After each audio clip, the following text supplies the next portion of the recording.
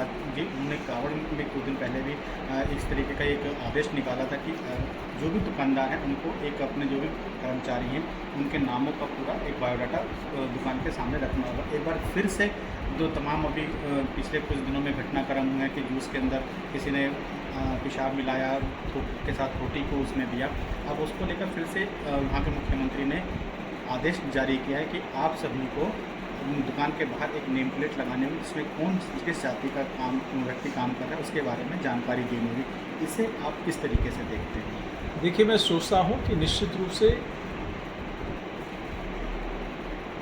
जब सावन के महीने में कावड़ियों की शुद्धता होनी चाहिए, तो मैंने पहले भी कहा है कि आप रमज़ान में हलाल का ही खाओगे, झटके का नहीं खाओगे, तो ये क्या है? ये आर्थिक बहिष्कार है कि नहीं है? यहाँ किसी भी बड़े व्यक्ति को हलाल सर्टिफिकेट लेना पड़ता है बाहर से मटेरियल देने के लिए, तो ये आर्थिक बहिष्कार है कि नहीं है? तो फिर यहाँ रहने वाले हर व्यक्ति की शुद्धता और पवित्रता बनाए रखने का अधिकार है। आप अपना नाम प्लेट बाहर नेम प्लेट लगाइए, इसमें क्या हर्ज है? और आज ये मैंने अभी कल ही हमारे राजस्थान में एक विषय हुआ, एक मदरसे की ज़मीन कांग्रेस पार्टी ने अलॉट कर दी, पूरे प्रदेश में कई स्थानों पर अलॉट कर दी। जब राजस्थान में और देश भर में जब सरकारी स्कूल है, वहाँ पढ़ने का अधिकार सबको है, वहाँ सभी हिंदी, इंग्लिश और बाकी सभी भाषाओं में पढ़ाई हो रही है, तो फिर मदरसे की ज़मीन अलग से अलॉट करने की आवश्यकता क्या है? और मदरसे अलग से चलाने की आवश्यकता क्यों है? तो ये सारी व्यवस्थाएँ कहीं न कहीं ठीक करने की आवश्यकता है। लेकिन विपक्ष कह रहा है लोकसभा के स्पीकर को पत्र लिखा है राहुल गांधी के पासपोर्ट को रद्द करने के लिए, क्या वजह है कि आपको ये पत्र लिखना पड़ा?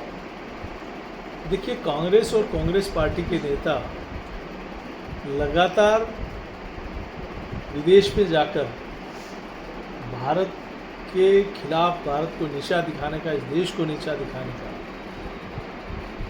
जिस प्रकार से वक्तव्य दे के आते हैं, कभी इस देश की सेना के ऊपर उंगली उठाई जाती है, कभी सनातन धर्म के ऊपर उंगली उठाई जाती है, कभी इस देश के उद्योगपतियों पर उंगली उठाई जाती है, कभी धर्म और पंथ के आधार पर कहीं के इस प्रकार के बयान दिए जाते हैं ताकि देश में वैमनस्य बढ़े, देश कैसे टूटे।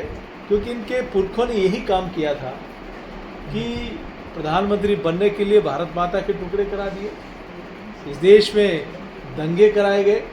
अब सत्ता के लालच में कहीं के राष्ट्र विरोधी ताकतों के हाथों में खेलकर इस देश को नीचा दिखाने का काम राहुल गांधी जी कर रहे हैं। तो मैं सीपी जोशी एक सांसद होने के नाते नहीं, एक देश का नागरिक होने के नाते ये कह रहा हूँ कि ऐसे व्यक्ति का पासपोर्ट जब्त होना चाहिए जो माँ भारती को, इस भारत की के खिलाफ कोई दुनिया में जाकर इस देश को नीचा दिखाने का काम करते हैं, ऐसे व्यक्ति का पासपोर्ट जब्त होना चाहिए। एक व्यक्ति नाम तो बताए राहुल गांधी जी कि दुनिया का कोई भी एक व्यक्ति जो हिंदुस्तान में आकर, चाहे सत्ता में हो चाहे विपक्ष में हो, जिन्होंने इस देश में, भारत में आकर जिस देश के रहने वाले हैं उस देश के खिलाफ कोई वक्तव्य दिया हो।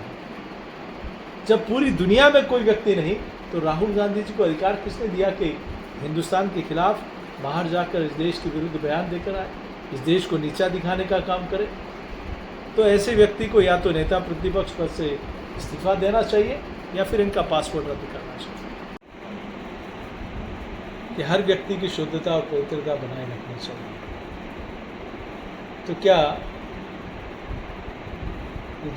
रमज़ान में जिस प्रकार का काम होता है वो सही है क्या? क्या बाकी जो निर्णय लोग ले रहे हैं उनमें वो दिखाई नहीं देता? क्यों होता है कि आप किसी और जगह नहीं जाओगे? तो बाकी लोगों की शुद्धता का कोई मायने नहीं है, बाकी लोगों की पवित्रता बनाए रखने का क्या देश को चिंता नहीं करना चाहिए? तो अगर आपकी नेम प्लेट आपके घर के व आपकी दुकान के बाहर लगे, मैनेजर की नेम प्लेट लगे, तो उसमें हर्ज क्या है?